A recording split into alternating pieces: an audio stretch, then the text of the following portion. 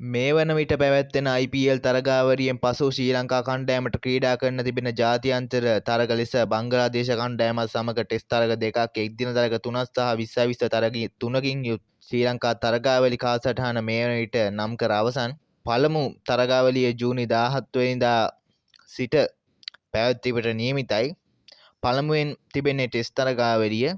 පළමු ටෙස්ට් තරගය ජූනි 17 සිට 21 යන දිනවල සහ දෙවන ටෙස්ට් තරගය ජූනි 25 සිට 29 යන දිනවල ශ්‍රී ලංකා වේලාවෙන් උදෑසන 10ට ගාල්ල ජාත්‍යන්තර ක්‍රිකට් ක්‍රීඩාංගණයේදී පැවැත්වීමට නියමිතයි. එක්දින තරගාවලිය ජූනි 2, 5 සහ 8 යන දිනවල ශ්‍රී ලංකා වේලාවෙන් සවස 2:30ට පැවැත්වීමට කටයුතු කර තිබෙනවා. ඊට පස්සේ පැවැත්වීමට නියමිතයි 20 තරගාවලිය.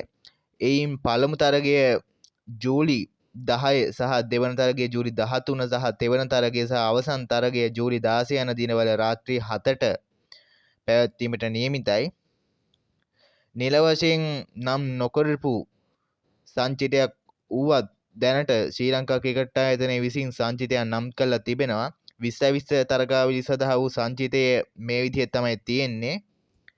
පැතුම් නිශ්ශංක, කුසල් මෙන්ඩිස්, කුසල් ජනිත්, කමිදු මෙන්ඩිස්, චලිත් අසරංක, නුවන් තුෂාර, දිල්ෂා මදුසංක, අසිත ප්‍රනාන්දු, බිනුර ප්‍රනාන්දු, මහිත් තීක්ෂණ, වනිදු හසරංග, දසුන් ශානක යන ක්‍රීඩකයින්ගෙන් සැදුම්ලත් සංචිතයක් තමයි මේ වන විට නිර්මාණය කර තිබෙන්නේ. ඉතින් තවත් මේ වගේ අලුත් වීඩියෝකින් හමු වෙමු.